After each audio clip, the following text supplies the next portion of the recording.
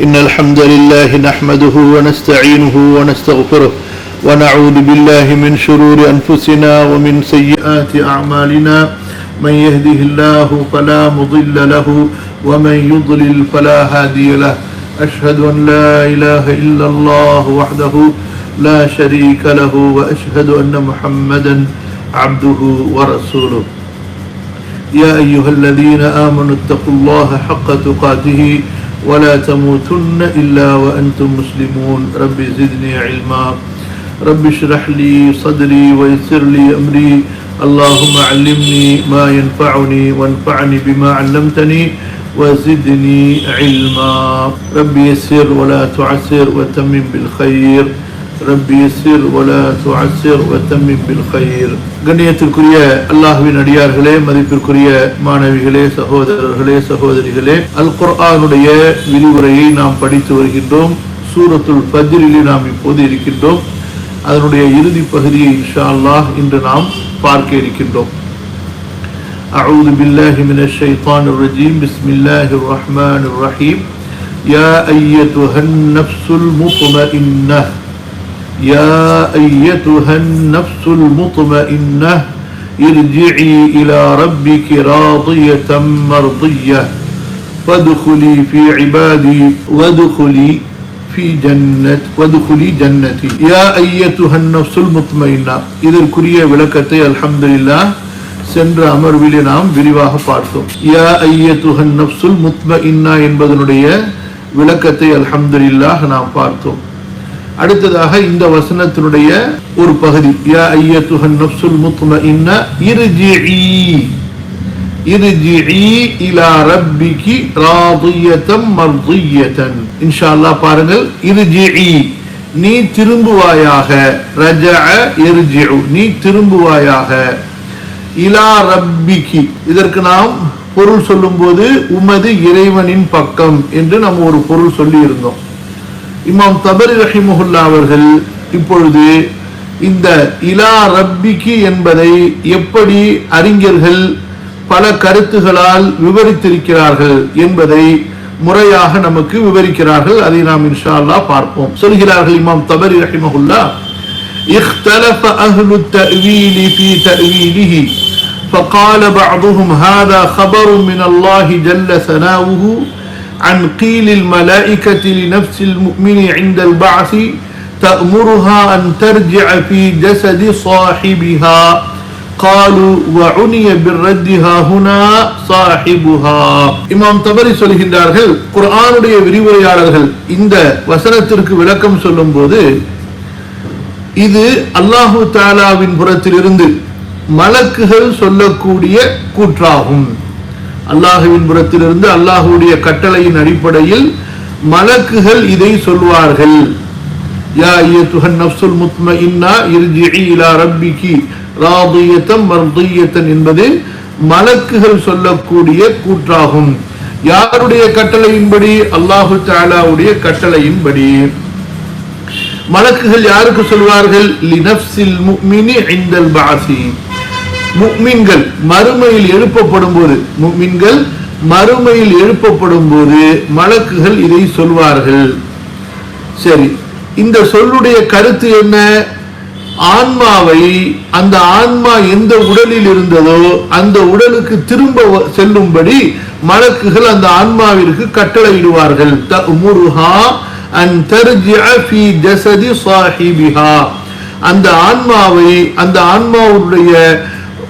ஆன்மா யாருக்கு சொந்தமானதோ அவருடைய உடலுக்குள் திரும்பிக் கொள்ளும்படி அந்த வானவர்கள் சொல்வார்கள். காலு வஉனிய பிர்ரத்திஹா ஹுனா ஸாஹிபுஹா நீ திரும்ப வா என்று சொல்லும் பொழுது, திரும்ப செல் என்று சொல்லும் பொழுது அந்த ஆன்மா உன்னுடைய பழைய உடல் இருக்கிறதல்லவா, இந்த பூமியில எந்த உடலில் நீ படைக்கப்பட்டாயோ அந்த உடலுக்கு நீ திரும்ப செல் என்பதாக மலக்குகள் புறத்திலிருந்து அந்த ஆன்மாவிற்கு அல்லாஹ்வின் கட்டளையாக சொல்லப்படும். ஆகவே ஒவ்வொரு உயிரும் அதனுடைய உடலுக்குள் சேர்ந்து விடும். இதன் நுஃபூஸ் ஜுவ்விஜத் என்பதற்கு இதற்கு ஒரு விளக்கம் இருப்பதாக நம்ம சென்ற பாடங்கள்ல பார்த்தோம். சரி, ஆக இந்த அடிப்படையின்படி இர்ஜிஇ இலா ரப்பிக என்று சொல்லும்போது உமது இறைவன், ரப்பு என்பதற்கு இறைவன் என்ற அர்த்தம் வராது. அதை புரிஞ்சு கொள்ளணும். இவர்கள் சொல்லக்கூடிய விளக்கத்தின்படி ரப்பு என்பது அரபியில உடையவர், உரிமையாளர் என்ற அர்த்தத்துல பயன்படுத்தப்படுகிறது. எப்படி? உதாரணமா யூசுப் அலைஹிஸ்ஸலாம் சொல்லுவாங்க பாருங்க, இலா ரப்பிக்க, உமது எஜமானரின் பக்கம். அதே போல அரபியில இலக்கணத்துல, அரபி ஃபிக்ஹ் சட்டங்கள்ல ரப்புல் பைத், வீட்டின் உரிமையாளர். ஒரு மனைவிக்கு ரப்பு யாரு? அவர் கணவர், உரிமையாளர், உடையவர், ரப்பு ஜௌஜா. அதே போல ரப்புல் பைத் இந்த மாதிரி சொல்லப்படும். அதாவது சாஹிபுடைய அர்த்தத்துல உரியவர், உடைமையாளர், எஜமானர், சொந்தக்காரர் என்ற அர்த்தத்துல. சோ அந்த அர்த்தத்தில் இந்த இடத்துல ரப்பு என்பது பயன்படுத்தப்பட்டிருப்பதாக இந்த அறிஞர்கள் கூறுகிறார்கள். உதாரணமா இப்னு அப்பாஸ் ரலியல்லாஹு அன்ஹுமா அவர்கள் சொல்லக்கூடிய விளக்கம் என்ன? இப்னு அப்பாஸ் ரலியல்லாஹு அன்ஹுமா அவர்கள் சொல்கிறார்கள், துரத்துல் அர்வாஹு அல் முத்மஇன்னது யௌமல் கியாமத்தி ஃபில் அஜ்சாதி. மறுமை நாளில் அமைதி பெற்ற நம்பிக்கை உடைய ஆன்மாக்கள் அவற்றுக்குரிய உடல்களிலே திருப்பப்படும்.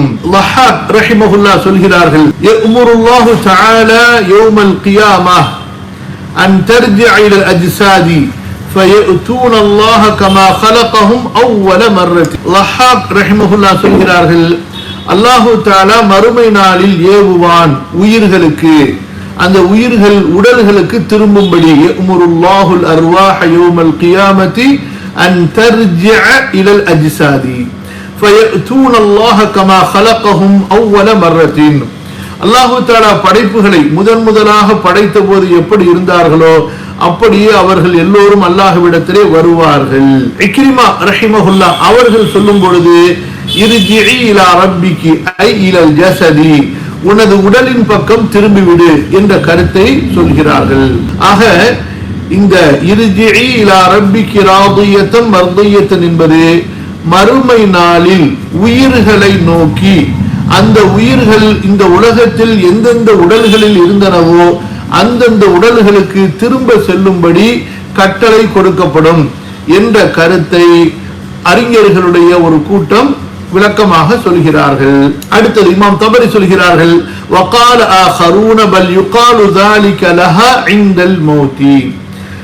இது மூமின்களுடைய ஆன்மாக்களுக்கு மரண நேரத்திலே சொல்லப்படக்கூடிய சொல்லாகும். இர்ஜிஇ இலா ரப்பிகி என்பது மரண நேரத்தில் சொல்லப்படக்கூடிய கூற்றாகும் என்று அறிஞர்களின் ஒரு கூட்டம் கூறுகிறார்கள்.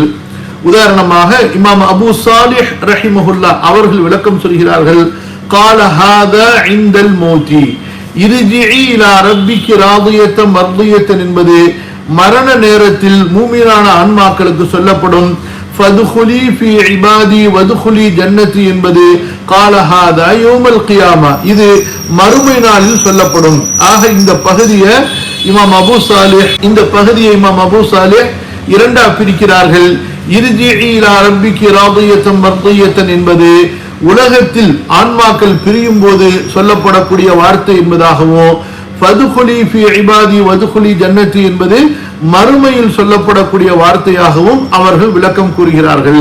இந்த ரெண்டு விளக்கத்தையும் முன்வைத்துவிட்டு இமாம் தபரி என்ன சொல்கிறார்கள், وأولى القولين في ذلك بالصواب القول الذي ذكرناه عن ابن عباس والضحاك أن ذلك إنما يقال لهم عند رد الأرواح في الأجساد يوم البعث لدلالة قوله فادخلي في عبادي وادخلي جنتي. இமாம் தபரி அவர்கள் சொல்கிறார்கள், இந்த இரண்டு விளக்கங்களில் மிக ஏற்றமான சிறப்பான விளக்கம் எதுவென்றால், இப்னு அப்பாஸ் ரலியல்லாஹு அன்ஹுமா அதுபோன்று லஹாக் ரஹிமஹுல்லாஹ் என்ன ஒரு விளக்கத்தை சொன்னார்களோ அதுதான் மிக ஏற்றமான விளக்கம். அதாவது மறுமை நாளில் உயிர்கள் உடல்களோடு சேரும்படி சொல்லப்படக்கூடிய கட்டளை தான் இர்ஜிஇ இலா ரப்பிகி என்பது. ஏன் என்று சொன்னால், இங்க பாருங்க, யா அய்யத்துஹன் நஃப்ஸுல் முத்மஇன்னா இர்ஜிஇ இலா ரப்பிகி ராதியத்தன் மர்தியத்தன் ஃபதுகுலி. அதுக்கு அடுத்த வார்த்தை எப்படி வந்திருக்கு? ஃபதுகுலி என்று வந்திருக்கு, சும்மதுகுலி என்று வரல. இந்த ஃபா என்பது இருக்கிறதே உடனுக்குடன் தர்த்தீபா நடக்கக்கூடிய நிகழ்வுகளுக்கு சொல்லப்படும். அந்த அடிப்படையில உயிர்கள் உடல்களோடு சேர்க்கப்பட்டு பிறகு நல்ல ஆன்மாக்களுக்கு நீ எனது அடியார்களோடு சேர்ந்துகொள், எனது சொர்க்கத்தில் நுழைந்துகொள் என்று சொல்லப்படும். அதனால இந்த மொத்த பகுதியுமே மறுமையில் சொல்லப்படக்கூடிய ஒரு கருத்து தான். அதனால மறுமை என்று சொல்லும் பொழுது அங்கதான் ஏற்கனவே நம்ம அல்லாஹ்விடத்துல போயிட்டோமே, அப்ப எப்படி இறுதி இலா ரப்பிக்கு என்று சொல்றது சரியா இருக்கும்? அதனால உனது உடலுக்குள் சென்று விடு, நீ உனக்கு யார் உரிமையாளனோ அவனுக்குள் நீ சென்று விடு என்று அர்த்தம் வைப்பதுதான் சரியாக இருக்கும் என்று இமாம் தபரி ரஹிமஹுல்லா சொல்கிறார்கள். கவனிங்க, ஓரளவுக்கு புரிஞ்சிருக்குன்னு நினைக்கிறேன் உங்களுக்கு. ஏன் இந்த இரண்டாவது கருத்தை இமாம் தபரி தேர்ந்தெடுக்கிறார்கள் என்றால், அங்க ஆயத்து எப்படி இருக்குது? யா அய்யத்துஹன் நஃப்ஸுல் முத்மஇன்னா இர்ஜிஇ இலா ரப்பிகி ராதியத்தன் மர்தியத்தன். இது மறுமையில் சொல்லப்படக்கூடிய கருத்து, சரியா? அப்ப இந்த வாசகமோ ஃபதுகுலி என்ற வாசகமோ ஃபாவை கொண்டுதான் பிரிக்கப்பட்டிருக்கு. ஃபாவை கொண்டு பிரிக்கப்பட்டால் என்ன அர்த்தம் வரும்? அதாவது உடனுக்குடன் வரிசையாக நடக்கக்கூடிய நிகழ்வுகளை தான் ஃபாவை கொண்டு வரிசைப்படுத்தப்படும், சரியா? அப்ப சும்மவை கொண்டு இங்க வரிசைப்படுத்தப்படல. அப்படி வரிசைப்படுத்தப்பட்டிருந்தா இது உலகத்திலையும் அது மறுமையிலே என்பதாகவும் நம்ம பிரிக்கலாம். ஆனா இங்க ஃபாவை கொண்டு வரிசைப்படுத்தப்பட்டிருக்கிறதுனால இங்க உனது இறைவனின் பக்கம் நீ திரும்பி விடு, உனது இறைவனின் பக்கம் நீ திரும்பி விடு என்று சொல்லும் பொழுது நாம் அங்க ஏற்கனவே போயிட்டோம். எங்க மறுமைக்கு நம்ம போயாச்சு, அல்லாஹ்வுக்கு முன்னாடி மறுமையில இருக்கும் பொழுது அப்ப உனது உடலுக்குள் நீ சேர்ந்து விடு, உனது உனது இறைவனுடைய அடியார்களோடு நீ சேர்ந்து கொள், அவனுடைய சொர்க்கத்தில் நீ சேர்ந்து கொள் என்று அடுத்த வசனம் சொல்லப்படும் பொழுது ரெண்டுமே மறுமையில் நிகழ்ந்ததாக எடுத்துக்கொள்ளும் போதுதான் பொருத்தமா இருக்கும். அப்ப மறுமையில் நிகழ்ந்ததாக எடுத்துக்கொள்ளும் பொழுது நீ உனது ரப்பின் பக்கம் திரும்பவான்னு சொல்றது அர்த்தம் இல்லாம போயிடும். ஏன்னா ரப்பின் பக்கம் தான் நம்ம போயிட்டோமே, அதனால உனது உடலுக்குள் சேர்ந்து விடு என்று அர்த்தம் வைக்கிறது தான் பொருத்தமாக இருக்கும் என்பதாகவும், இரண்டாவது இப்னு அப்பாஸ் லஹாக் போன்றவர்கள் சொல்லும் பொழுது அந்த அர்த்தத்தை எடுத்துக்கொள்வதுதான் ரொம்ப சால சிறந்ததாக இருக்கும் என்பதாக, அதாவது இமாம் தபரி ரஹிமஹுல்லா அவங்களுடைய ஒரு முடிவாக இருக்கிறது. கவனிங்கமா, அடுத்ததாக ஃபதுகுலி ஃபீ இபாதி, ஃபதுகுலி ஃபீ இபாதி வதுகுலி ஜன்னதி. இமாம் தபரி சொல்கிறார்கள், இந்த வசனத்திற்கு அறிஞர்கள் விளக்கம் சொல்லும்போது ஃபதுகுலி ஃபீ இபாதி அஸ்ஸாலிஹீன், எனது நல்லடியார்களில் நீ நுழைந்து விடு, வதுகுலி ஜன்னதி, எனது சொர்க்கத்தில் நீ நுழைந்து விடு. கதாதா ரஹிமஹுல்லா அவர்களும் ஃபீ இபாதி என்பதற்கு ஐ ஃபீ இபாதி அஸ்ஸாலிஹீன், எனது நல்லடியார்களில் நீ சேர்ந்து கொள், நுழைந்து கொள் என்ற கருத்தை சொல்கிறார்கள். வதுகுலி ஜன்னதி, அதுக்கு பிறகு அந்த நல்லடியார்களோடு சேர்ந்து சொர்க்கத்தில் நீ நுழைந்து விடு. وقال آخرون معنى ذلك فادخلي في طاعتي وادخلي جنتي. சில அறிஞர்கள் ஃபீ இபாதி என்பதற்கு ஃபீ தாஅதி, எனக்கு கீழ்ப்படிவதிலே நீ நுழைந்து விடு, எனக்கு கீழ்ப்படிவதிலே நீ சேர்ந்து கொள், அதாவது எனது மார்க்கத்திற்குள் நீ வந்துவிடு, எனக்கு கீழ்ப்படிவதற்குள் நீ வந்துவிடு. வதுகுலி ஜன்னதி, என்னுடைய சொர்க்கத்திற்குள் நீ நுழைந்து விடு. ஆக இபாதி என்பதற்கு இபாதி அஸ்ஸாலிஹூன், அல்லாஹ்வுடைய நல்லடியார்கள் என்ற அர்த்தமும் சொல்லப்பட்டிருக்கிறது. இபாத் என்பதற்கு மஸ்தருடைய அர்த்தத்துல ஐ ஃபீ தாஅதி, எனக்கு கீழ்ப்படிவது, எனக்கு கட்டுப்படுவது என்ற அர்த்தமும் சொல்லப்பட்டிருக்கிறது. அன் முஹம்மது இப்னு முஸாஹிம் அஹி ضحாக் இப்னு முஸாஹிம், அதாவது இமாம் ضحாக்குடைய சகோதரர் முஹம்மது இப்னு முஸாஹிம் அவர்கள் ஃபதுகுலி ஃபீ இபாதி என்பதற்கு قال في طاعتي வதுகுலி ஜன்னதி قال في رحمتي, இபாத் என்பதற்கு அல்லாஹ்விற்கு கீழ்ப்படிதல், அல்லாஹ்வுக்கு கட்டுப்படுதல் என்ற பொருளை சொல்கிறார்கள். வதுகுலி ஜன்னதி என்பதற்கு அல்லாஹ்வுடைய ஜன்னத் என்பதற்கு ரஹ்மத் என்ற அர்த்தத்தை சொல்கிறார்கள். وكان بعض اهل العربيه من اهل البصره يوجه معنى قوله فادخلي في عبادي الى فادخلي في حزبي. இந்த ஃபதுகுலி ஃபீ இபாதி என்பத ஃபதுகுலி ஃபீ ஹிஸ்பி என்பதாக, அதாவது பஸ்ரா தேசத்தினுடைய அரபி மொழி அறிஞர்கள் சொல்கிறார்கள். நீங்க படிச்சிருப்பீங்க சூரா அல் மாயிதால 56வது வசனம், وَمَن يَتَوَلَّ اللَّهَ وَرَسُولَهُ وَالَّذِينَ آمَنُوا فَإِنَّ حِزْبَ اللَّهِ هُمُ الْغَالِبُونَ. அதே போல சூரா அல் முஜாதிலால 22வது வசனத்திலையும் உலாயிக ஹிஸ்புல்லாஹ் அலா இன்ன ஹிஸ்பல்லாஹி ஹுமுல் முஃப்லிஹூன். ஆக ضحாக் ரஹிமஹுல்லாவுடைய சகோதரர் முஹம்மது இப்னு முஸாஹிம் ரஹிமஹுல்லா அவர்கள் பஸ்ராவாசிகள் இபாத் என்பதற்கு ஹிஸ்ப் என்ற அர்த்தத்தை சொல்கிறார்கள். அதாவது ஃபதுகுலி ஃபீ ஹிஸ்பி, என்னுடைய கட்சிக்காரர்களில் என்னுடைய கூட்டத்தாரில் நீங்கள் சேர்ந்து கொள்ளுங்கள் என்று அந்த ஆன்மாவிற்கு சொல்லப்படும். وكان بعض أهل العربية من أهل الكوفة يتأول ذلك يا أيتها النفس المطمئنة أي بالإيمان والمصدقة بالثواب والبعث ارجعي تقول لهم الملائكة إذا أعطوا كتبهم بأيمانهم ارجعي إلى ربك أي إلى ما أعد الله لك من الثواب. قال وقد يكون أن تقول لهم شبه هذا القول ينوون ارجعوا من الدنيا إلى هذا المرجع. قال وأنت تقول للرجل ممن أنت فيقول مضري فتقول كن تميميا أو قيسيا أي أنت من أحد هذين فتكون كن صلة. كذلك الرجوع يكون صلة لأنه قد صار إلى يوم القيامة. فكان الأمر بمعنى الخبر كأنه قال يا أيتها النفس أنت راضية مرضية. وقد روي عن بعض السلف أنه كان يقرأ ذلك فادخلي في عبدي وادخلي جنتي. இது அடுத்தது கூஃபாவாசிகள், அரபி மொழியினுடைய அறிஞர்களாகிய கூஃபாவாசிகள் யா ஐயத்துஹன் நஃப்ஸுல் முத்மஇன்னா என்பதற்கு விளக்கம் சொல்லும்போது, அதாவது அல்லாஹுடைய ஈமானை கொண்டு அமைதி பெற்ற ஆன்மாவே, அல்லாஹ் கொடுக்கக்கூடிய நற்கூலிகளை உண்மைப்படுத்தக்கூடிய ஆன்மாவே, மறுமையில் எழுப்பப்படுவதை நம்பிக்கை கொண்ட ஆன்மாவே, நீ திரும்ப வந்துவிடு.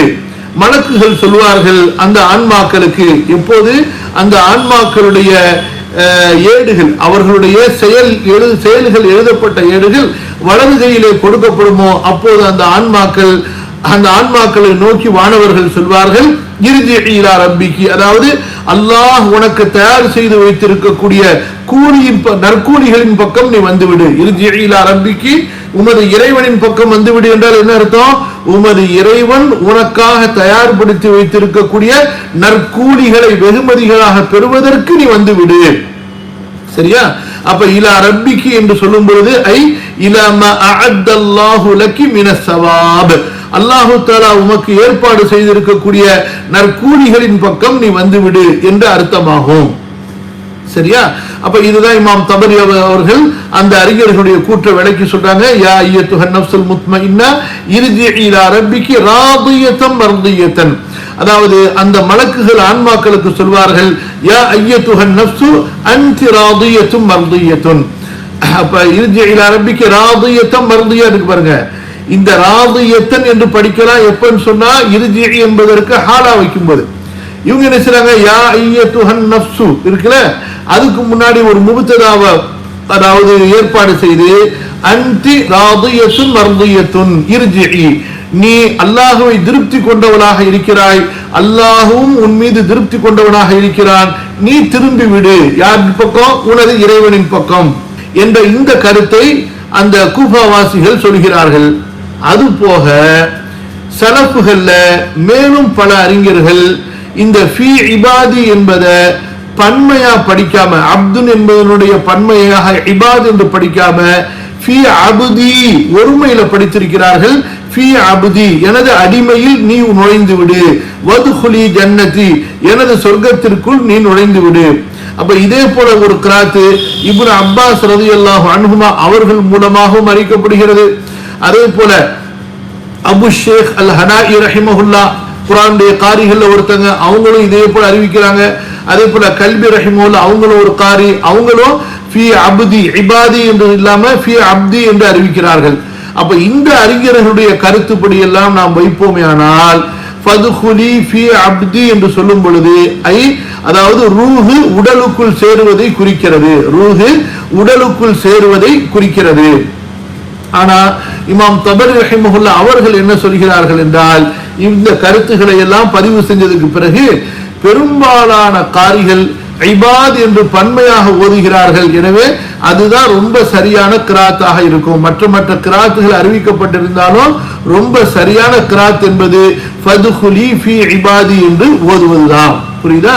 வஸ்ஸவாபு மினல் கிராஅத்தி ஃபீ ذلك ஃபதுகுலி ஃபீ இபாதி பிமஅனா ஃபதுகுலி ஃபீ இபாதி அஸ்ஸாலிஹீன், என்னுடைய நல்லடியார்களிலே நீ சேர்ந்து கொள். ஃபீ இபாதி என்ற அர்த்தம் வைக்கிறதும் அந்த இபாத் என்பதற்கு ஃபி இபாதி அஸ்ஸாலிஹீன், எனது நல்லடியார்களில் நீ சேர்ந்து கொள் என்று அர்த்தம் வைப்பதுதான் மிக ஏற்றமாக இருக்கும் என்று இமாம் தபரி அவர்கள் தங்களது கருத்தை கூறி இறுதியாக இந்த சூராவின் விளக்க உரையை முடிக்கின்றார்கள். ஆக அல்ஹம்துலில்லாஹ், இந்த சூரத்துல் ஃபஜ்ர் என்பது மிக முக்கியமான ஒரு சூரா. அல்லாஹ் சுப்ஹானஹு வ தஆலா இந்த சூராவிலே பல சூறாக்களில் சத்தியங்கள் செய்து ஆரம்பிப்பதை போன்று இந்த சூறாவிலும் சத்தியங்கள் செய்திருக்கிறான். இவற்றில் இருக்கக்கூடிய ஒவ்வொரு சத்தியமும் நாம் சிந்திக்க வேண்டிய சத்தியம். அதற்கு பிறகு அல்லாஹ் சுப்ஹானஹு வ தஆலா முந்தைய சமுதாயங்களிலே அழிக்கப்பட்டவர்களை நினைவு கூறுகிறான். குறிப்பாக குறைஷிகளுக்கு இந்த எச்சரிக்கை சொல்லப்பட்டாலும் யாரெல்லாம் இந்த உலகத்திலே அல்லாஹுடைய நபியை நிராகரிக்கிறார்களோ பொய்ப்பிக்கிறார்களோ அவர்களுக்கெல்லாம் இந்த எச்சரிக்கை பொதுவானதாக இருக்கும். எப்பொழுது முஸ்லிம்கள் நபியினுடைய தாவா பணியை செய்வார்களே ஆனால், முஸ்லிம்கள் நபியினுடைய தாவா பணியை செய்வார்களே ஆனால் குர்ஆன் இன்னைக்கும் அதனுடைய வாக்கை நிறைவேற்றி கொண்டிருக்கும். முஸ்லிம்கள் தாவா பணியை செய்யாத வரைக்கும் குர்ஆனுடைய இந்த வாக்கு என்பது நிறுத்தப்பட்டதாக இருக்கும். கவனிங்க, உங்களுடைய தொழுகையை கொண்டோ நோன்பை கொண்டோ நீங்கள் அல்லாஹ்விடத்திலே உதவியை பெற முடியாது. அது உங்களுக்கு சொர்க்கத்திற்காக உள்ளது. இந்த உலகத்தில் அல்லாஹ்வுடைய உதவியை நீங்கள் பெற வேண்டும் என்றால் தாவாவை கொண்டு ஜிஹாதை கொண்டு தான் நீங்க அல்லாஹ்வுடைய உதவியை பெற முடியும், சமுதாயங்களை மிகைக்க முடியும். புரியுதா?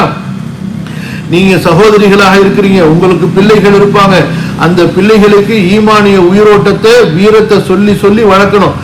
புரியுதா? வளர்க்க வேண்டும். கோழைகளாகவும் எதிரிகளுக்கு பயந்தவர்களாகவும் அவர்களை வளர்க்க கூடாது. அல்லாஹ் சுப்ஹானஹு வ தஆலா நம்முடைய பிள்ளைகளை ஷஹீதுகளாக அவனுடைய மார்க்கத்திலே ஏற்றுக்கொள்ள வேண்டும் என்று துஆ செய்யணும். புரியுதா? நாம் எல்லாம் உண்மையான சஹாபாக்களுடைய வாரிசுகள். சஹாபாக்கள் ஈமான் கொண்ட இஸ்லாமை, சஹாபாக்கள் ஈமான் கொண்ட ரப்பை, சஹாபாக்கள் ஈமான் கொண்ட குர்ஆனை நாம் நம்பிக்கை கொள்வது உண்மையாக இருந்தால், எப்படி சஹாபிய பெண்மணிகள் தங்களுடைய பிள்ளைகள் அல்லாஹ்வுடைய பாதையிலே ஷஹீதாக வேண்டும் என்று விரும்பினார்களோ அது போன்ற விருப்பம் உங்களது உள்ளத்திலும் எனது உள்ளத்திலும் நாமும் அல்லாஹ்வுடைய பாதையிலே ஷஹீதாக வேண்டும் என்று சஹாபாக்களுடைய ஆண்களும் பெண்களும் எப்படி விரும்பினார்களோ அது போன்ற விருப்பம் நமக்குள்ளும் இருக்க வேண்டும். அப்படி இல்லை என்றால் நாம் பொய்யர்கள், முனாஃபிக்குகள். அல்லாஹ் நம்மை பாதுகாப்பானாக. சரி, அடுத்ததாக அல்லாஹ் சுப்ஹானஹு வ தஆலா மனிதர்களுடைய மனநிலையை விவரிக்கிறான். இந்த மனிதர்கள் அல்லாஹு தஆலா அவர்களுக்கு கொடுக்கக்கூடிய கண்ணியத்தை செல்வத்திலே பார்க்கிறார்கள். செல்வம் என்பது அல்லாஹுடைய கண்ணியம் கிடையாது. அல்லாஹுடைய கண்ணியம் என்பது இத்தாஅத், அல்லாஹ்வுக்கும் அல்லாஹ்வுடைய ரசூலுக்கும் கீழ்ப்படிவதிலே இருக்கிறது. அதற்கு பிறகு பாவங்களை பற்றி குறிப்பிட்டு சில பாவங்களை அல்லாஹ் சொல்கிறான். இந்த பாவங்கள் ஒருவரிடத்தில் இருக்குமேனால் அதுதான் இழிவாகும். அந்த பாவங்களை உடையவன் தான் அல்லாஹ்விடத்தில் இழிவானவனை தவிர ஏழைகள் அல்ல, வறுமையில் உள்ளவர்கள் அல்ல. அதற்கு பிறகு அல்லாஹ் சுப்ஹானஹு வ தஆலா மறுமையை பற்றிய காட்சிகளை சொல்றான். அந்த மறுமையினுடைய காட்சிகளை கடைசியா அல்லாஹ் சுப்ஹானஹு வ தஆலா மறுமை நிகழ்ந்ததற்கு பிறகு நல்ல மூமின்களுக்கு சொல்லப்படக்கூடிய அந்த சுப செய்தியை சொல்லி இந்த சூராவை அல்லாஹ் தஆலா நிறைவு செய்கிறான். இன்ஷா அல்லாஹ் நாளைய அமர்விலே இந்த சூராவிலிருந்து மேலும் அதிகமான படிப்பினைகளை, பாடங்களையும் இந்த சூறாக்களுடைய அடிப்படைகளையும் நாம் பார்ப்போம் இன்ஷா அல்லாஹ். இப்போ ஒரு 10 நிமிஷம் ஏதாவது முக்கியமான கேள்விகள் இருந்தா இன்ஷா அல்லாஹ் கேளுங்க. அஸ்ஸலாமு அலைக்கும் உஸ்தாத். வ அலைக்கும் அஸ்ஸலாம். உஸ்தாத், இப்ப நம்ம அல்லாஹ் நினைவு கூறக்கூடிய சபையில் இருக்கிறப்ப நம்மளோட மலக்குகள் வந்து நம்மளை சூழ்ந்துக்கிறாங்க அப்படின்னு சொல்லிட்டு ஒரு ஹதீஸ் இருக்கு. இப்ப நம்ம ஒவ்வொருத்தரும் இந்த அல்லாஹ்வுடைய சபையில தனித்தனியா இருக்கிறோம். அப்படி இருக்கிறப்ப நமக்கு அந்த அல்லாஹ் அந்த மலக்குகளோட அருள் நமக்கு கிடைக்கும். கண்டிப்பா கண்டிப்பா. அல்லாஹு தஆலாவிடத்துல மலக்குகளுடைய எண்ணிக்கைகளுக்கு குறைவும் அல்ல. அல்லாஹு தஆலாவுடைய மலக்குகளுக்கு அல்லாஹுடைய திக்ருடைய சபைகள், குர்ஆன் நீங்க தனிமையில ஓதுனாலும் அந்த சபைகளை தேடி வருவது அவர்களுக்கு சிரமமானதும் அல்ல. கண்டிப்பா நம்ம வகுப்புகள் படிக்கும் பொழுது இந்த வகுப்புகளை யாரெல்லாம் எந்த இடத்துல உட்கார்ந்து கேட்கிறாங்களோ அவர்கள் ஒவ்வொருவரையும் சுற்றி அல்லாஹ்வுடைய வானவர்கள் இருப்பாங்க. ரஹ்மத்துகள் இறங்கும், சக்கீனாக்கள் சூழ்ந்து கொள்ளும். எல்லா சிறப்புகளும் நம்ம இந்த வகுப்புக்கு அவங்கவுங்க இருக்கிற இடத்துல இருந்து கேட்கும் போதும் பொருந்தும். அஸ்ஸலாமு அலைக்கும் வரஹ்மத்துல்லாஹி வபரகாத்துஹு. வலைக்கும். நம்மளுக்கு மறுமையில தான் உயிர் நம்ம உடம்புல வந்து ஒட்டுன்னு சொல்றாங்க. அப்போ ஒரு வசனம் படிச்சேன், என் கை சேதமே எங்களை தூங்கும் இடத்திலிருந்து எழுப்பியது யாரு அப்படின்னு. இதுக்கான விளக்கம் எனக்கு சொல்லுங்க உஸ்தாத். அதாவது சூரா யாசீன்ல قالوا يا ويلنا من بعثنا من مرقدنا. இந்த வசனம் இது நம்ம இப்ப படிச்ச வசனம். يا ايتها النفس المطمئنة ارجعي الى ربك راضية مرضية. அல்லாஹ் தஆலா மறுமையில எழுப்பும் பொழுது பொதுவாக எல்லாருக்கும் ஒரு நியதியை, ஒரு சட்டத்தை ஒரு ஏற்படுத்தி இருந்தாலும் அதுல மூமின்கள் என்பவர்கள் ஒரு விசேஷமானவர்கள். அவர்களுக்கு திடுக்கமோ பயமோ எந்த விதமான குழப்பமோ மறுமையில் ஏற்படாது என்பதை பல வசனங்கள் நமக்கு உறுதி செய்கின்றன. லா யஹ்ஸுனுஹுமுல் ஃபஸஉல் அக்பர். மறுமையின் மிகப்பெரிய திடுக்கம் அவர்களுக்கு திடுக்கத்தை ஏற்படுத்தாது. அப்ப இந்த சூரா யாசீன்ல 52ல சொல்லப்பட்ட வசனம் இருக்கிறது, அது பாவிகளுக்கு உரியது. சரியா? அந்த பாவிகள் கபரிலிருந்து எழுந்திருக்கும் பொழுது எங்களை இந்த நாங்கள் உறங்கிக் கொண்டிருந்த இந்த படுத்த இடத்திலிருந்து யார் எழுப்பியது, எங்களுக்கு ஏற்படக்கூடிய கை சேதமே கவலையே என்பதாக அவர்கள் துக்கிட்டவர்களாக கவலைப்பட்டவர்களாக அவர்கள் எழுந்திருப்பார்கள். சரியா? அதுபோக இந்த யா அய்யத்துஹன் நஃப்ஸுல் முத்மஇன்னா இர்ஜிஇ இலா ரப்பிகி என்பது இது குறிப்பாக மூமின்களுடைய ஆன்மாக்களை கண்ணியப்படுத்தும் விதமாக, மூமின்களுடைய ஆன்மாக்களை கண்ணியப்படுத்தும் விதமாக. ஏனென்றால் மூமின்களுடைய ஆன்மாக்கள் இல்லீன் என்பதில் பாதுகாக்கப்பட்டிருக்கிறது, காஃபிர்களுடைய ஆன்மாக்கள் சிஜ்ஜீன் என்பதிலே பாதுகாக்கப்பட்டிருக்கிறது. அதனால இர்ஜிஇ இலா ரப்பிகி, அதாவது உன்னுடைய இறைவனின் பக்கம் நீ திரும்ப வந்துவிடு, சரி உன்னுடைய உடலுக்கு நீ திரும்ப சென்று விடு என்று சொல்லும் பொழுது அந்த இல்லீன்ல இருக்கக்கூடிய உயிர்களை நோக்கி இப்போது எழுப்பப்பட போகிறீர்கள், நீங்க மறுமை நிகழப் போகிறது, மறுமைக்கு நீங்க எழுப்பப்பட போகிறீர்கள் என்ற அறிவிப்பெல்லாம் அவங்களுக்கு செய்து அவங்களுடைய உடலுக்கு அந்த ஆன்மாக்கள் திருப்ப அனுப்பப்படும் பொழுது அந்த ஆன்மாக்கு அந்த திடுக்கம் ஏற்படாது, அந்த பயம் ஏற்படாது. ஏன்னா ஏற்கனவே முன்னறிவிப்பு செய்து அதனுடைய விருப்பத்தோட உடலோட சேர சொல்லி அதற்கு பிறகு அந்த ஆன்மாக்கள் எழுப்பப்படுது. அதனால அப்ப மறுமை நிகழப்போது எழுப்பப்பட போற எல்லாம் அவர்களுக்கு அறிவுறுத்தப்பட்டு விடுகிறது. ஆனா காஃபிர்களை பொறுத்த வரைக்கும் அவர்களுக்கு எல்லாமே திடுதிப்புடு, அதை எப்படி உயிர் வாங்கும் பொழுதும் கடுமையா பறிக்கிறாங்க, அதே போலதான் அவர்கள் எழுப்பப்படும் பொழுதும் அவர்கள் கடுமையாக உழுக்கப்பட்டு அசைக்கப்பட்டு பூமியிலிருந்து நேரடியாக அவர்களுடைய உயிர்கள், அந்த உயிர்களுக்கு என்ன மதிப்பு இருக்குது, அல்லாஹ்வை நிராகரித்த உயிர்கள்னால, அதனால அந்த உயிர்கள் புகுத்தப்படும். அதுக்கு போய் அன்பா நீ உனது உடலுக்கு சேர்ந்து விடுற, அது சேருமா, ஏன்னா நரகத்துக்கு போறோம்னு தெரியுமே, அதனால அது பயந்து ஓடும். எப்படி உலகத்துல உயிரை வாங்க மலக்குகள் வரும் பொழுது அந்த உயிர் உடலுக்குள்ளார போய் பூந்து கொள்ளும், மறைஞ்சு கொள்ளும், எங்கேயாவது போய் ஒளிஞ்சு தப்பிப்புமான்னு சொல்லிட்டு. அதனாலதான் மலக்கு என்ன செய்வாரு, அந்த மனிதனுடைய முகத்திலையும் பின்பக்கத்திலையும் அரைஞ்சி அந்த உயிரை புடுங்குவார். வன்னாசியாத்தி கரக்கன் என்பதில் நம்ம படிச்சிருக்கோம்.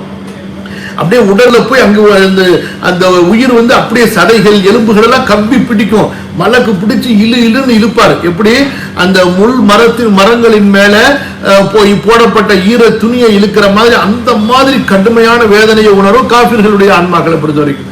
மூமின்களுடைய ஆன்மாக்களை பொறுத்த வரைக்கும் அந்த நிஅமத்துகளை காட்டி மலக்குகள் அழைக்கும் பொழுது அவங்க கூப்பிட எடுக்கிறதுக்குள்ள அந்த ரூஹ் உடலை விட்டு வெளியே போறதுக்கு துடிக்கும். அதே போலதான் மறுமையில அந்த உனக்கு இதெல்லாம் அல்லாஹ் தஆலா சொர்க்கத்துல ஏற்பாடு செஞ்சு வச்சிருக்கிறான், இப்ப அடுத்து சூறு ஊதப்பட போகுது, இப்ப உடலோட உயிர்கள் சேர போகுது, நீங்க எல்லாம் உங்க உடலுக்குள்ளார வந்துருங்க, நீங்க நபிமார்களை பார்க்கலாம், மலக்குகளை பார்க்கலாம், இப்படிப்பட்ட சந்தோஷமான செய்திகள் எல்லாம் சொல்லப்படும் பொழுது அது அந்த ஆன்மாவை கண்ணியப்படுத்துறது. இர்ஜிஇ இலா ரப்பிகி, உனது உடலுக்குள் நீ சேர்ந்து விடு, ராதியத்த மர்தியா, நீ அல்லாஹ்வை புரிந்து கொண்டாய், அல்லாஹ்வும் உன்னை புரிந்து கொள்வான், ஃபதுகுலி ஃபீ இபாதி வதுகுலி ஜன்னத்தின் சொல்லி. அப்ப இந்த மாதிரி சொல்லப்படாமல் உள்ள செய்திதான் காலு யா வைலனா மன் பஅஸனா மின் மர்கதினா என்று பாவிகளை குறித்து சொல்லப்படக்கூடியது. இந்த வசனத்துல சொல்லப்பட்டிருப்பது நல்லவர்கள் சாலிஹீன்களை பற்றி சொல்லப்பட்டிருக்கிறது. புரிஞ்சுக்கலாமா? அஸ்ஸலாமு அலைக்கும் வரஹ்மத்துல்லாஹி வபரகாத்துஹு உஸ்தாத். வ அலைக்கும் அஸ்ஸலாம். டவுட் எனக்கு, சொல்லுங்க. கபர்ல வைக்கிறாங்கல்ல, கபர்ல வைக்கும்போது 3 குழி மண்ணள்ளி போடுறாங்கல்ல, சரி, அது எதுக்குன்னு கேக்குறாங்க இங்க உள்ள மக்கள்.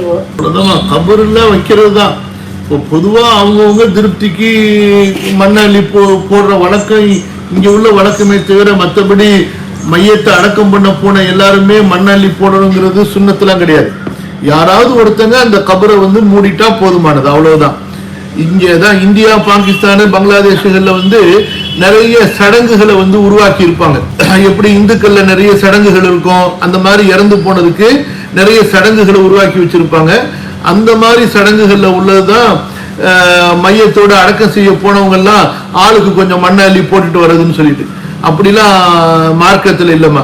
யாராவது ஒருத்தவங்க பொறுப்பேற்று அந்த குழியை நல்லபடியா கண்ணியமா மூடிட்டாங்கன்னா அல்ஹம்துலில்லாஹ் பொறுப்பு முடிஞ்சிடும். மற்றபடி மண்ணாளி 3 புடியோ 1 புடியோ மண்ணாளி போடுறது சுன்னத்தோ அல்லது முஸ்தஹபா அதெல்லாம் எதுவும் கிடையாது. இது மக்கள் ஏற்படுத்தி கொண்ட சடங்கு தான். அல்லாஹ் வலைக்கும் அஸ்ஸலாம். அல்லாஹ் வந்து எல்லாருக்கும் சோதனை உண்டு அப்படின்னு சொல்லியிருக்காங்க. அந்த சோதனையா இல்ல தண்டனையா அப்படின்னு சொல்லிட்டு நம்ம எப்படி வேரியேஷன் பண்றது? அதாவதுமா, அல்லாஹு தாலாவின் புறத்திலிருந்து நமக்கு கொடுக்கக்கூடிய செல்வமும் சோதனை தான், சுகமும் சோதனை தான், வறுமையும் சோதனை தான், நோயும் சோதனை தான். புரியுதா? செல்வத்தை நியமத்தாகவும் வறுமையை சோதனையாகவும் நம்ம நினைக்க கூடாது. ரெண்டுமே சோதனை தான். இதுல எடுத்தீங்க நீங்க, எனக்கு புரிஞ்சது. நான் வந்து கேக்குறது என்னன்னா, ஏதாவது ஒரு சோதனையா கஷ்டம் ஏதாவது வருதுன்னு வச்சுக்கோங்க, இந்த யார் மூலியமாவது நமக்கு வந்து நம்ம தப்பே செய்யல அந்த இடத்துல, இருந்தாலும் நமக்கு அந்த இடத்துல வந்து அவமானமோ இல்ல நம்ம மேல வந்து ஏதாவது ஒண்ணு சொல்றாங்க, இவங்கதான் அப்படி செஞ்சிருப்பாங்க அப்படின்னு, அந்த மாதிரி நேரத்துல வந்து அது மன கஷ்டத்தை வந்து நமக்கு ஏற்படுத்துது.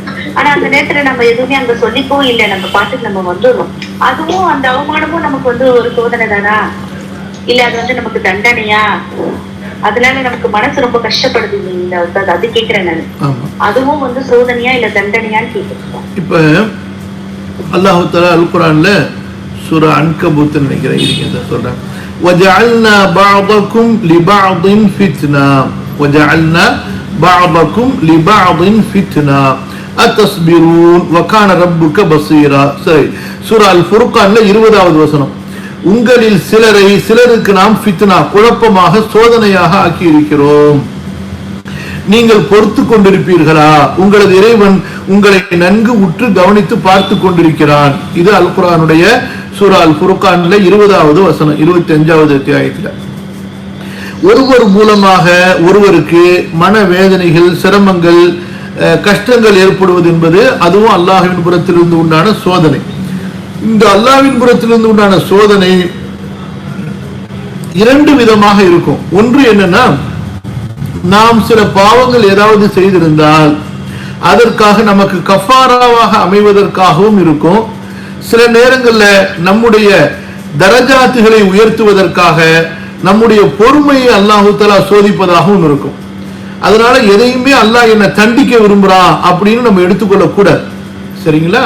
நாம் அல்லாஹ்வின் மீது நல்லெண்ணம் வைத்தவர்களாக அல்லாஹு தஆலா இந்த பொறுமையை கொண்டு என்னை கண்ணியப்படுத்தவும் என்னுடைய தரஜாவை உயர்த்தவும் விரும்புறான் என்று நம்ம அல்லாஹ்விடத்துல அவனுடைய அழகிய குணத்திற்கு ஏற்ப நம்ம எடுத்துக்கொள்ளணும். ஏன்னா அல்லாஹ்வுடைய தண்டனையை நம்ம யாரும் தாங்கிக்க முடியாது. அல்லாஹு தஆலாவுடைய தண்டனை என்பது அவன் பிடிக்க நினைத்து விட்டால் கடுமையா இருக்கும். அல்லாஹ் சுப்ஹானஹு வ தஆலா எனக்கு இதை கஃபாராவாக ஆக்கி என்னுடைய தரஜாத்துகளை உயர்த்துவதற்காக அவனுடைய ஒரு ஏற்பாடு என்பதாக நம்ம அல்லாஹ்வின் மீது நல்லெண்ணம் வைத்து எடுத்துக்கொள்ளணும். இறை மறுப்பாளர்களாகவும் அநியாயக்காரர்களாகவும் இருக்கக்கூடியவர்களுக்கு தான் அது அல்லாஹ்வுடைய ஒரு வலனுதீகன்னஹும் மினல் அஸாபில் அத்னா தூனல் அஸாபில் அக்பர், பெரிய தண்டனைக்கு முன்பாக சிறிய தண்டனை நாம் அவர்களுக்கு சுவைக்க வைப்போம். அது எதுவா இருந்தாலும் சரி. மற்றபடி மூமின்கள், முஸ்லிம்கள் எல்லோருமே அல்லாஹ் சுப்ஹானஹு வ தஆலா என்னுடைய சிறிய பெரிய பாவங்களை மன்னித்து என்னுடைய தரஜாத்துகளை உயர்த்த விரும்புறான், என்னுடைய கல்பை சோதிச்சு என்னுடைய கல்வி எந்த அளவுக்கு உயர்ந்ததாக இருக்கு என்று அல்லாஹ் தஆலா சோதிச்சு அறிய விரும்புறான் என்பதாக அல்லாஹ்வின் மீது அழகிய நம்ம நல்லெண்ணம் கொண்டு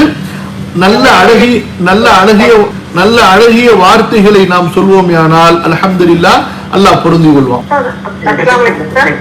வலைக்கும் ஸலாம். லாஸ்ட் கிளாஸ்ல நான் நோட்டு வைக்கிறதுக்கு பரிகாரமா உங்கள்ட்ட கேட்டேன்.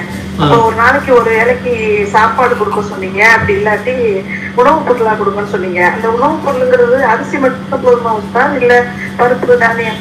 எந்த நோம்புக்கு கேட்டீங்க நீங்க? நம்ம விட்டு போனோம் பரலான நோம்புக்கு.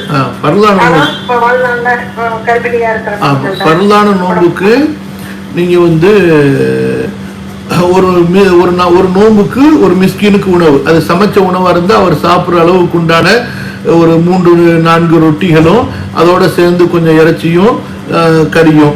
அப்படி இல்லை நீங்க அதாவது தானியமா கொடுக்குறீங்கன்னு சொன்னா 3/4 கிலோ அரிசி அல்லது கோதுமை அந்த மாதிரி கொடுக்கலாம். அதோட சேர்ந்து சமையல் பொருள் வேணுமானாலும் நீங்க கொடுக்கலாம். ஒரு நோம்புக்கு ஒரு மிஸ்கீனுக்கு நேரடியான சமைக்கப்பட்ட உணவோ அல்லது சமைக்கப்படாத தானியமோ அந்த மாதிரி கொடுக்கலாம். குறைஞ்சபட்சம் 3/4 கிலோ, 1/2 கிலோல இருந்து 3/4 கிலோ அரிசி கொடுக்கறது குறைஞ்சபட்ச கட்டாயம். வலைக்கும் சலாம். சூரா பக்ரால இந்த குர்ஆனை குறிச்சுதானே இபிந்து பிஹி கஸீரா வ யக்தி பிஹி கஸீரான்னு வருது இல்லையா? ஆமா. அது எப்படி எடுத்துக்கிறது சார்? ஏன்னா குர்ஆன் நேர்வழிங்கிறப்போ இந்த இடத்துல நம்ம என்ன விளக்கம் புரிஞ்சுக்கணும்னு சொல்லுங்க. குர்ஆன்ல இதே போல வசனங்கள் இன்னும் பல இடத்துல வருது. சூரா அல் முத்தஸிர்ல கூட வருது. சரிங்களா? அதாவது சில உதாரணங்களை அல்லாஹ் சுப்ஹானஹு வ தஆலா அல் குர்ஆன்ல சொல்லும் பொழுது இந்த மாதிரியான வசனங்களை அல்லாஹு தஆலா சொல்வான். அப்ப அந்த உதாரணம்னு எடுத்துக்கொண்டாலும் சரி, அந்த உதாரணம் சொல்லப்பட்டிருக்கக்கூடிய குர்ஆன் என்று எடுத்துக்கொண்டாலும் சரி. சரிங்களா? அப்ப யார் அதை நம்பிக்கை கொள்வார்களோ அவர்களுக்கு இந்த குர்ஆன் நேர்வழி காட்டிவிட்டது. யார் அந்த உதாரணங்களை பொய்ப்பிப்பார்களோ நிராகரிப்பார்களோ அவர்கள் இந்த உதாரணங்களை அவர்கள் பொய்ப்பித்ததுனால இதை கொண்டு அவர்கள் வழிகெடுக்கப்பட்டார்கள். புரியுங்களா? அப்ப குர்ஆனுடைய ஒரு வசனம் அதை உண்மைப்படுத்தும் பொழுது அது அவர்களுடைய நேர்வழிக்கு காரணமாக இருக்கிறது. குர்ஆனுடைய வசனங்கள் அதை ஒருவர் பொய்ப்பிக்கும் போது அது அவருடைய வழிகேட்டுக்கு காரணமாகி விடுகிறது. சரியா? அப்போ குர்ஆன் என்பது அது ஹிதாயத்து தான், அது நேர்வழிக்குரியது தான். தாலிகல் கிதாபு லா ரைப ஃபீஹி ஹுதல் லில் முத்தகீன். அதே போல ஷஹ்ரு ரமதான் அல்லதி உன்சில ஃபீஹில் குர்ஆன் ஹுதல் லின்னாஸ். ஆக யார் அதை உண்மைப்படுத்துகிறார்களோ அவர்கள் அதனுடைய நேர்வழியை பெற்றுக் கொள்கிறார்கள். யாரு அதை பொய்ப்பிக்கிறார்களோ மறுக்கிறார்களோ அவர்கள் தங்களுடைய நிராகரிப்பினால் இந்த குர்ஆனின் மூலமாக வழிகெடுக்கப்பட்டு விட்டார்கள். அதாவது அல்லாஹ் அவர்களை வழிகெடுக்கிறான் என்றால் என்ன அர்த்தம்? அவர்கள் இந்த குர்ஆனில் சொல்லப்பட்ட உபதேசத்தை, குர்ஆனிலே சொல்லப்பட்ட உதாரணத்தை நம்பிக்கை கொள்ளாமல் நிராகரித்தார்கள். ஆகவே அல்லாஹு தஆலா அவர்களை வழிகெடுத்து விட்டான்.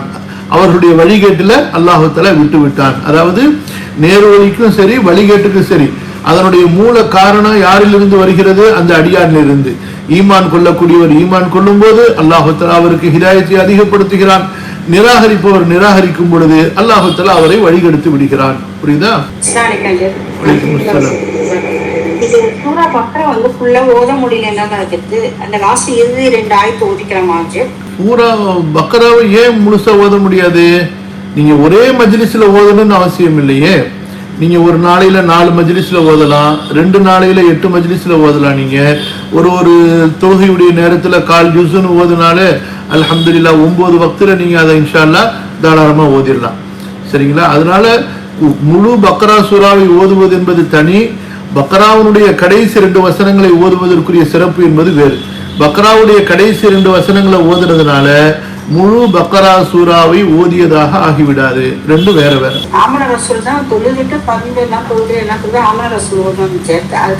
அது ஆமன ரசூல் இரவுல ஓதணும். அதே போல மற்ற ருக்கியாவுடைய நேரங்கள்ல சூரா பக்ரா என்பது நம்ம பொதுவா ரெகுலரா குர்ஆனுடைய ஸ்டார்டிங்ல இருந்து நம்ம ஓதிட்டு வரும்போது ஓதணும். குறிப்பா ஏதாவது நம்ம ஒரு பாதுகாப்புக்காக ஓத வேண்டும் என்று சொன்னா அதை முழுசா ஓதுனாதான் அந்த நன்மை நமக்கு கிடைக்கும்.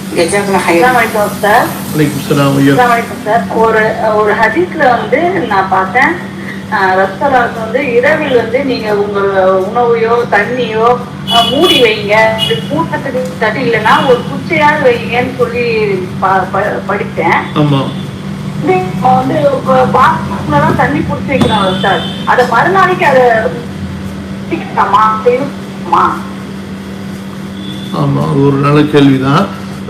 அநேகமா நான் நினைக்கிறேன் நபி ஸல்லல்லாஹு அலைஹி வஸல்லம் அவர்கள் சொன்னது நம்ம உணவுக்காக பயன்படுத்துறோம்ல அந்த மாதிரியான பாத்திரங்களை தான் சொல்லியிருப்பாங்க. ஏன்னா இந்த மாதிரியான தண்ணீர்கள் திறந்து இருக்குது என்பது அது ஒரு இயற்கையான ஒன்று தானே. நீர்நிலைகள்ல தண்ணீர்கள் திறந்து இருக்கிறது, அதே போல பெரிய பெரிய தேக்ஷாக்கள்ல தண்ணீர்கள் திறந்து இருக்கிறது. அந்த காலத்திலிருந்து அந்த வழக்கம் இருந்துச்சா இல்லையா? கிணறுல தண்ணீர்கள் திறந்து இருக்கும். அதனால அந்த மூடி வையுங்கள் என்பது வீடுகளில் நம்ம உணவுக்காக பயன்படுத்தக்கூடிய அந்த பாத்திரங்கள் அந்த தண்ணீர் தான். மற்றபடி பாத்ரூம்ல உள்ளது தண்ணி டேங்க் அது ஒன்றும் பிரச்சனை இல்லை.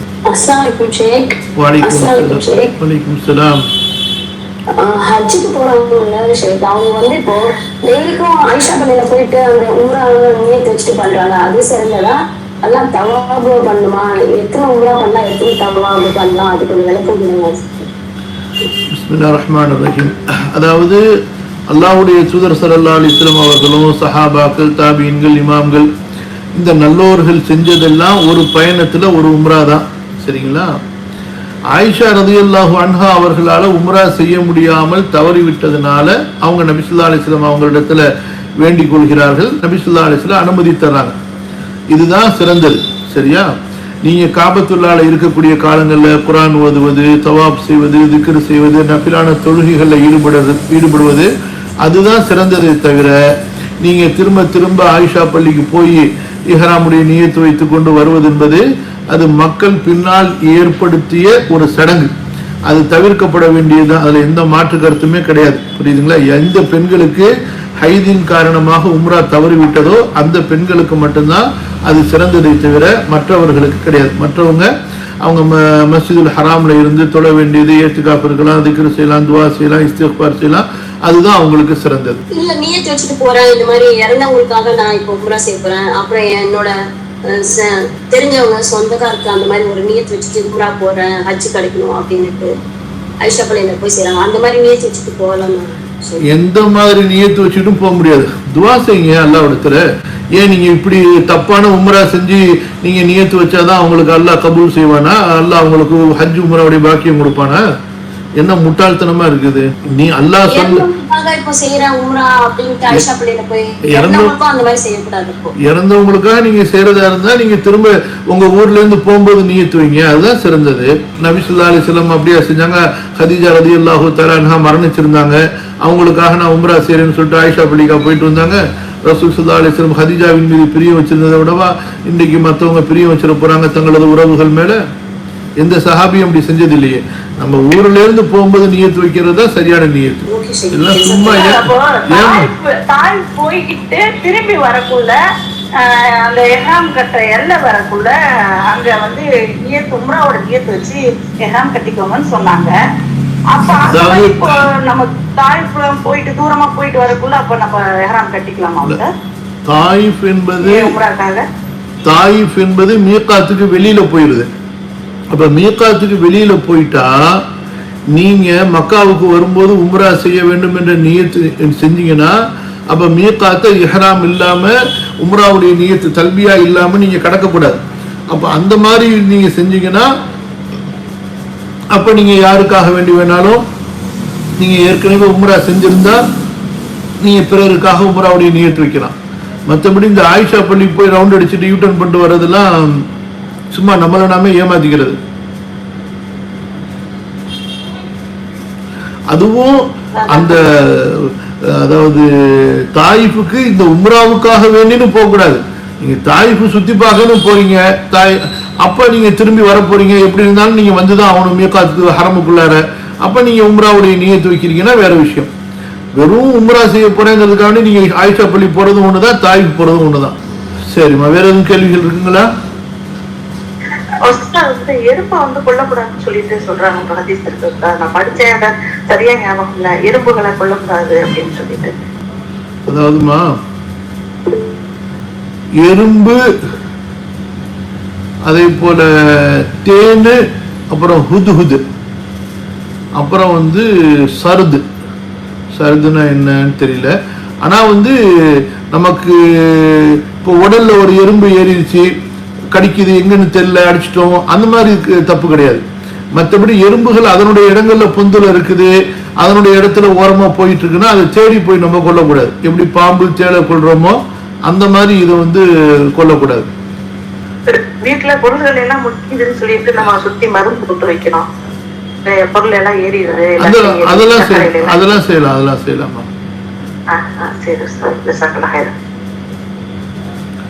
إن النبي صلى الله عليه وسلم نهى عن قتل 4 من الدواب: النملة والنحلة والهدهد والصرد.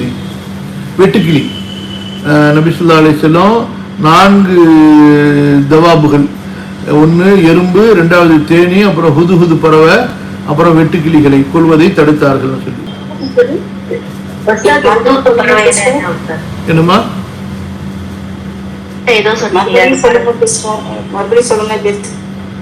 நபி ஸல்லல்லாஹு அலைஹி வஸல்லம் 4 உயிரினங்களை கொள்வதை விட்டு தடுத்தார்கள். ஒன்று எறும்பு, ரெண்டாவது தேனி, மூன்றாவது ஹுதுஹுது, இந்த மரங்கொத்தி பறவை இருக்குல்ல அது, அப்புறம் வெட்டுக்கிளி ஒசுரத். சஹி அபூ தாவூதுடைய அறிவிப்பு இது.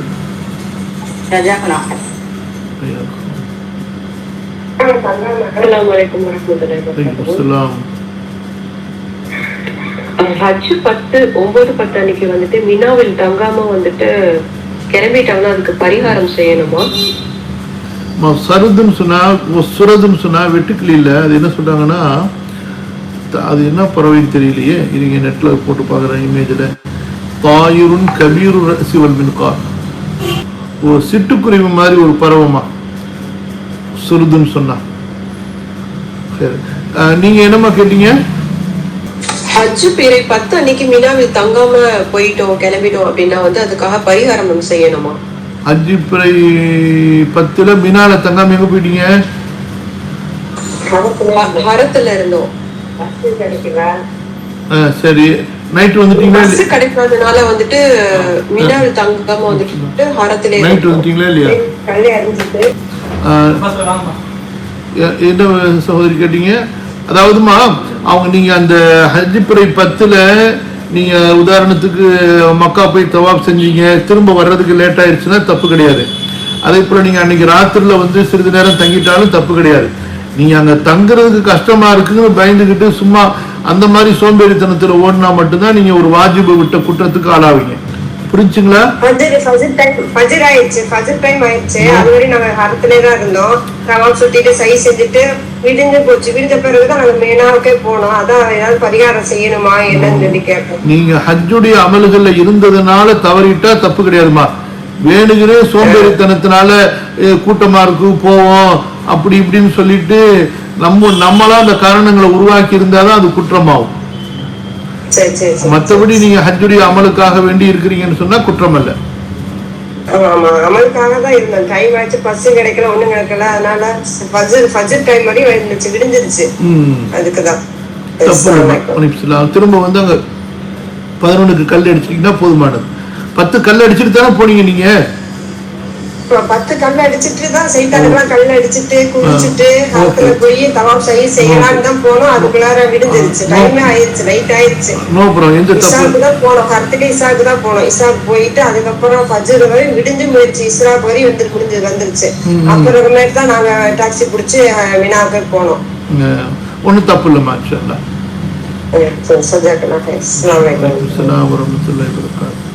சரிம்மா, இன்ஷா அல்லாஹ் முடித்துக் கொள்வோம். அல்லாஹ் சுப்ஹானஹு வ தஆலா அருள் புரிவானாக. நாளைக்கு இன்ஷா அல்லாஹ் இந்த சூறாவுடைய பாடங்கள் படிப்பின்களை எப்படி முந்தைய சூறாக்களுக்கு பார்த்தோமோ அந்த மாதிரி இன்ஷா அல்லாஹ் பார்ப்போம். நீங்களும் ஒரு தடவை பாடங்களை நல்ல முறையில் பார்த்துருவாங்க. ஜஸாக்குமுல்லாஹு கைரன் வ பாரக்கல்லாஹு ஃபீக்கும். சுப்ஹானக்கல்லாஹும்ம பிஹம்திக அஷ்ஹது அன் லா இலாஹா இல்லா அன்த அஸ்தக்ஃபிருக வ அத்தூபு இலைக். அஸ்ஸலாமு அலைக்கும் வ ரஹ்மத்துல்லாஹி வ பரகாத்துஹு.